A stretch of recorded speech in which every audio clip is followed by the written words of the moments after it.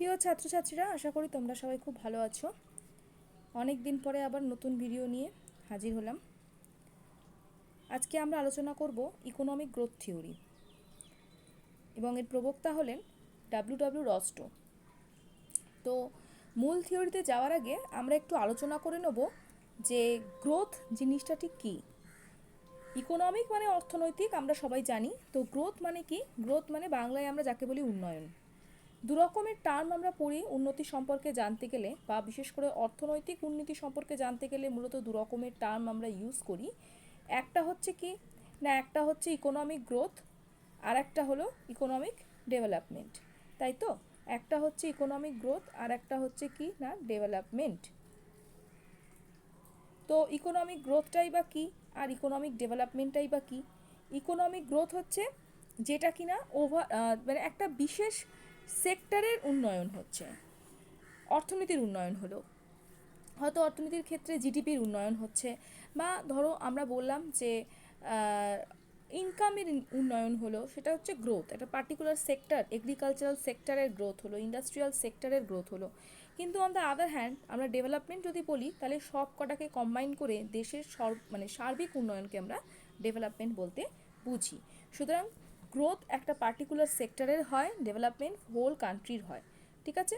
Growth কিন্তু একটা quantitative ধারণা, on the other hand development কিন্তু একটা কোয়ালিটেটিভ ধারণা রয়েছে। তো যদি আমরা বলি যে গ্রোথ আর ডেভেলপমেন্টের মধ্যে কোনটাকে বেশি প্রেফার করা উচিত, অবশ্যই ডেভেলপমেন্টকেই প্রেফার করা উচিত। আশা করি তোমাদের গ্রোথ কি ডেভেলপমেন্ট কি এই ধারণা ক্লিয়ার হয়েছে। এবার আমরা মূল থিওরির মধ্যে চলে যাব। দেখো, সবার আগে যেটা আমাদের জানতে হবে যে রস্টো যে তার এই থিওরির কথা বলেছেন, কোন বইতে সেই কথাটা বলেছেন। বইটার নাম পড়তে হবে the stages of economic growth. Stages of economic growth কথাটার মানে কি না, অর্থনৈতিক উন্নয়ন কিন্তু স্তর অনুযায়ী হয় বা ধাপে ধাপে হয়। যেমন একটা সিঁড়ি, ধরো এরকম একটা সিঁড়ি রয়েছে। তো প্রথমে আমাদের কি করতে হয়, এটা 1 নম্বর ধাপে উঠলাম, 2 নম্বর উন্নতি, তারপরে আমরা 3 নম্বর ধাপে উঠি। তো ঠিক সেরকমই তুমি যদি এই যে গ্রোথ দেখো আমরা দেখছি, বা ডেভেলপমেন্টের কথা তুমি বলি, ঊর্ধ্বমুখী যে হচ্ছে কার্ভটা, সেটা কিভাবে হয়? একদিনে দুম করে কিন্তু টপকে 1 থেকে 3 হবে না, স্টেপ অনুযায়ী হবে, স্টেজেস অনুযায়ী কিন্তু উন্নতি হবে। তো উন্নতির নির্দিষ্ট ধাপ থাকে। যেমন ধরো 1 নম্বরটাকে যদি আমি বলি যে আন্ডার ডেভেলপ কান্ট্রি, তাহলে এইটা হবে গিয়ে কি, ডেভেলপিং কান্ট্রি। আর 3 নম্বরটা কি কি হবে, ডেভেলপ কান্ট্রি, ডেভেলপ কান্ট্রি হবে। তো এগুলো সব স্তর অনুযায়ী হয়ে থাকে। তো সেই কারণেই এখানে রস্টো কিন্তু বলেছেন যে ইকোনমিক ডেভেলপমেন্টের কথা এখানে রস্টো বলেছেন যে সেটা স্টেজ অনুযায়ী হয়। কিন্তু ডেভেলপমেন্ট হবে বা গ্রোথ হবে, অথচ বাধার সম্মুখীন হবে না তা তো হয় না। বিভিন্ন বাধা অবশ্যই আসবে, কারণ বাধা ছাড়া কখনোই অর্থনৈতিক উন্নতি সম্ভব নয়। অর্থনৈতিক উন্নতি কেন, মানুষের জীবনের উন্নয়নই সম্ভব নয় বাধা ছাড়া। তো কী কী বাধার সম্মুখীন আমাদের হতে হয় যখন আমরা অর্থনৈতিক উন্নয়ন ঘটাতে চাই, বা কোনো একটা দেশ যদি ফার্দার আরও উন্নয়নের দিকে এগোতে চায়, তাকে কী কী সমস্যার সম্মুখীন হতে হয়? প্রথম এবং সবথেকে ইম্পর্টেন্ট যে সমস্যাটা রয়েছে, যেটা সবথেকে বেশি দেখা যায়, সেটা হচ্ছে দারিদ্র্যের দুষ্টচক্র। দারিদ্র্যের ভিসিয়াস সাইকেল যেটা পড়েছি আমরা, দারিদ্র্যের পভার্টি, সেখানে আমরা জানি যে, আমরা পড়েওছি, তাও আমি খুব সংক্ষেপে বলে দিচ্ছি যে সেখানে কি বলে যে যে যারা দরিদ্র তারা ক্রমশ তাদের অবস্থার অবনমন ঘটে, আর যারা অন্যদিকে উন্নত মানুষ বা যারা রিচ বা যারা অনেক বেশি ধনী, তারা আরও বেশি এই গরিব মানুষদেরকে, যারা এই পুয়োর আর রিচ, আমি দুটো ভাগে ভাগ করি। এই পুয়োররা কী করে, সারা জীবন দিয়েই যাচ্ছে, রিচরা কী করছে অন দ্য আদার হ্যান্ড সারা জীবন থেকে এরা কিন্তু নিয়েই যাচ্ছে, কিছু রিটার্ন কিন্তু করে না এদেরকে এরা। ঠিক সেরকমই যে সমস্ত দেশ উন্নত দেশ, তারা কিন্তু সারা জীবন কী করছে, উন্নয়নশীল দেশ বা যারা উন্নত তাদের থেকে নানা রকমের সুযোগ সুবিধা গ্রহণ করছে এবং তাদেরকে ঋণের জালে জড়িয়ে ফেলে নিজেরা পরিপূর্ণ হচ্ছে। অন্যদিকে যে সমস্ত দেশগুলো গরিব রয়েছে, তারা ঋণের জালে জড়িয়ে যাচ্ছে, তাদের উন্নতি হচ্ছে হয়তো কিছু কিছু সেক্টরে, কিন্তু তারা একটা ঋণের বড় জালে জড়িয়ে থাকে। আর তারা অবস্থার কিন্তু মুদ্রাস্ফীতি দেখতে পাচ্ছি, যার ফলে তাদের অবস্থা দিনে দিনে আরও অবনমন ঘটতে থাকে। তো এই হচ্ছে দারিদ্র্যের দুষ্টচক্র, সে যেন ছাড়তেই চায় না গরিবীপনাকে সেই দেশের অর্থনীতি থেকে। পরের যে জিনিসটা পড়বো সেটা হচ্ছে নিম্ন জীবনযাত্রার মান। অবশ্যই যদি দেশের মধ্যে পভার্টি থাকে বা দেশের মধ্যে যদি দারিদ্রতা থাকে, তাহলে অবশ্যই সেখানে জীবনযাত্রার মান তো মানুষের কাজেই হবে, খারাপই হবে। গরিব মানুষ থাকে, তাদের জীবনযাত্রার মান কী করে উন্নত হবে যদি পয়সা না থাকে? তো নিম্ন জীবনযাত্রার মান, লাইফস্টাইল অত্যন্ত খারাপ এবং খুব সাধারণ জীবনযাপন করে, বিভিন্ন রকমের অসুখ, অসুস্থতা, পরিবেশ, অপরিচ্ছন্ন পরিবেশের মধ্যে থেকে তাদের অসুস্থতার সম্মুখীন হতে হয়। বিনিয়োগের সমস্যা, তোমার দেশ যদি গরিব হয় সেখানে বড় বড় পুঁজিপতিরা যারা ইনভেস্ট করার, তারা কিন্তু ইনভেস্ট করতে ভয় পায়, তারা ইনভেস্ট করবে না। সেক্ষেত্রে তুমি কোনো বড় ব্যবসায়ীকে বা কোনো বিনিয়োগকারীকেও পাবে না তোমার দেশের কোনো শিল্প কারখানা খোলার জন্য বা কোনো প্রজেক্টকে ফুলফিল করার জন্য পাবে না। নেক্সট কি হতে পারে না, নেক্সট যেটা হতে পারে সেটা হচ্ছে মূলধনের অপ্রাচুর্যতা। তো মূলধন তো হবেই না, এখানে ইনফ্রাস্ট্রাকচারাল ডেভেলপমেন্ট ততক্ষণই হবে না যতক্ষণ না কেউ তোমাকে এখানে এসে বিনিয়োগ করে। তো বিনিয়োগ কেন হবে না? কারণ হচ্ছে জীবনযাত্রার মান উন্নত নয়। আর জীবনযাত্রার মান উন্নত নয় কেন? তোমার দেশে দারিদ্রতা খুব প্রমিনেন্ট বা খুব প্রকট। তো দেখো, এগুলো প্রত্যেকটা সমস্যা যেন প্রত্যেকটা সমস্যাকে যেন আঁকড়ে ধরে আছে। তো এই সমস্যাগুলোকে কাটিয়ে উঠতে পারলে তবেই কিন্তু অর্থনীতির গ্রোথ হবে। তো এই সমস্যাগুলোর উপরেই মেন ফোকাস করেছেন হচ্ছে রস্টো। এরপরে রস্টো যে মূল তত্ত্বের আলোচনা করেছেন, সেখানে আমরা দেখব মোটামুটি 5টা ভাগ আছে। কি কি 5টা ভাগ আছে, বা যে 5টা স্তরের কথা রস্টো বলেছেন, 5টা স্তরের মধ্যে 1 নম্বর স্তর হচ্ছে প্রি কন্ডিশন, বা আমরা বলতে পারি সেটাকে সবার আগে আমরা দেখব যে ট্র্যাডিশনাল সোসাইটি, মানে প্রাচীন যুগ, অনেক সমাজ ব্যবস্থা যখন অনেক বেশি গতানুগতিক, তার কোনো উন্নয়ন হচ্ছে না, মানে প্রাচীন পরিপন্থী, তারা তোমার হচ্ছে মানে খুব প্রিমিটিভ ধারণা নিয়ে বেঁচে রয়েছে। তারপরে হচ্ছে প্রি কন্ডিশন, উন্নয়ন যখন হতে যাচ্ছে তার ঠিক আগের অবস্থাটা হচ্ছে প্রি কন্ডিশন। তারপরে হচ্ছে টেক অফ। টেক অফ মানে এইবার উন্নতির পথে এগোচ্ছে, উড়ান দিল, উন্নতির পথে এগিয়ে গেল দেশটা কিছুটা। ড্রাইভ টু ম্যাচিওরিটি, এবার পরিপূর্ণ উন্নয়নের দিকে এগিয়ে গেছে। লাস্ট হচ্ছে মাস কনজামশন, বা বলতে পারো যে জনসাধারণের জন্য যে ভোগ ব্যবস্থা, জনসাধারণ যে কনজিউম করবে কোনো জিনিসকে, সেইটার স্তর। তাহলে আমরা কী কী স্তর দেখে নিলাম? প্রথম স্তর আমরা দেখে নিলাম হচ্ছে ট্র্যাডিশনাল সোসাইটি, সেকেন্ড দেখে নিলাম প্রি কন্ডিশন স্টেজ, থার্ড আমরা দেখে নিচ্ছি টেক অফ, যেটাকে আমরা উড়ান পর্ব বলছি, চতুর্থ আমরা দেখে নিলাম ড্রাইভ টু ম্যাচিওরিটি, যেটাকে আমরা বলছি পূর্ব উন্নয়ন স্তর, আর লাস্ট হচ্ছে যে মাস কনজামশন, যেটাকে আমরা বলি জনসাধারণের সম্প্রসারিত ভোগ ব্যবস্থা। তো এই 5টা স্তরকে নিয়েই কিন্তু রস্টো তার বক্তব্যকে কিন্তু তুলে ধরেছিলেন। তো মূল এই 5টা স্তর ঠিক কী এবং এদের সম্বন্ধে আমরা একে একে এবার আলোচনা করব। তো একটু ডিটেল আলোচনা করব। এবার আমরা প্রথম যে স্তরটা কথা আমরা আলোচনা করব সেটা হচ্ছে যে আমাদের প্রথম স্তর, যেটা হলো existence of traditional society. Traditional মানেই বুঝতে পারছি আমরা গতানুগতিক সমাজ ব্যবস্থা, অর্থাৎ যেখানে কোনো সেরকমভাবে পরিবর্তন হয়নি, যে সমস্ত মানুষ এখনও পর্যন্ত প্রাচীন ধ্যান ধারণা নিয়ে রয়েছে, উন্নতির ঠিক সেই পর্যায়ে যায়নি এখনও। তো এখানে কীরকম উদাহরণ দিতে পারি? ধরো, যে সমস্ত সমাজ ব্যবস্থা এখনও কৃষিকে আঁকড়ে ধরেই বসে আছে, বা যেখানে কিছু কিছু জায়গায় এখনও জমিদারি রয়েছে, জমিদারি, বর্গাদারি, এইসব প্রথা যেখানে রয়েছে, তো এখানে উন্নয়ন যে বলবো যে হয়নি সেটা না, উন্নয়ন হচ্ছে, উন্নয়নের প্রথম স্টেপ, এখানে সবে উন্নয়ন পর্ব হয়তো শুরু হচ্ছে, মানে একদম একটা গাছের যেমন অঙ্কুরোদ্গম হয় ঠিক সেই স্টেটাসে এই জায়গাটা রয়েছে। কিন্তু আমরা বলতে পারি যে সবাই সুযোগ পাচ্ছে, মানুষের কাছে জমিও রয়েছে। মূলত এই স্তরটা আমরা বলতে পারি যে মেন অকুপেশন বা মেন মানুষের যে জীবিকা, সেটা আমরা বলতে পারি agriculture oriented society, agriculture oriented সোসাইটিটাকে আমরা বলতে পারি। ঠিক আছে? তো এখানে মানুষের উন্নয়ন হলেও খুবই ক্ষীণ, এবং এখানে সমাজ ব্যবস্থা পুরোটাই গতানুগতিক, মানে মানুষ নিজের কনজামশনের জন্যই এখানে যা উৎপাদন করছে, নিজের কনজামশনের জন্য, তার মানে কি বলবো, রপ্তানি সেরকম বেশি হয় না। আচ্ছা, এবার পরের স্টেজটায় চলে যাব, সেটা হচ্ছে প্রি কন্ডিশন স্টেপ বা প্রি কন্ডিশন স্টেজ, যেটা সেই স্টেজে চলে যাই। এখানে কি বলা হচ্ছে এবার একটু দেখে নেওয়া যাক। প্রি কন্ডিশন স্টেজটা কীরকম, তার ঠিক পরের অবস্থা, ওই যে বললাম এখান থেকে এখানে যাচ্ছে, ফার্স্ট থেকে সেকেন্ডে যাচ্ছি। তো সেকেন্ড স্টেজ যে একটু মানে প্রথম থেকে সবে উঠে এসেছে। এখানে কিছু কিছু জায়গায় পরিবহন উন্নতি হয়েছে, কিছু কিছু জায়গায় আমি ধরে নিতে পারি যেহেতু শিল্প উন্নতি হয়েছে, কিছু কিছু জায়গায় তো পরিবহন উন্নত হতে হবে। নতুন নতুন সবে টেকনোলজির বিভিন্ন রকমের ব্যবহার শুরু করেছে, মানুষের দৃষ্টিভঙ্গির সামান্য পরিবর্তন ঘটেছে। তো সেইগুলো হচ্ছে এখানে প্রি কন্ডিশন। কিসের প্রি কন্ডিশন? টেক অফের প্রি কন্ডিশন। টেক অফে তো উড়ান পড়বে, তো তার আগের কন্ডিশনটা এখানে শুরু হলো, যে মানে সদ্য আর কি উন্নতির ছোঁয়া লাগছে।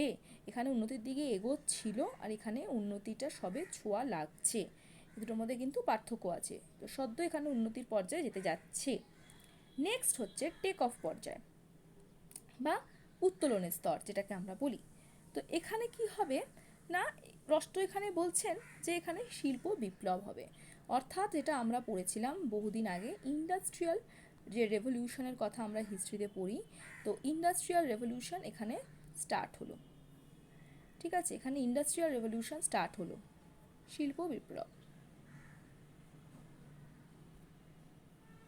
এখানে ইন্ডাস্ট্রিয়াল ডেভেলপমেন্ট স্টার্ট হচ্ছে থার্ড স্টেজে, অর্থাৎ পরিবেশ কিন্তু দূষণ হওয়া আবার শুরু করেছে।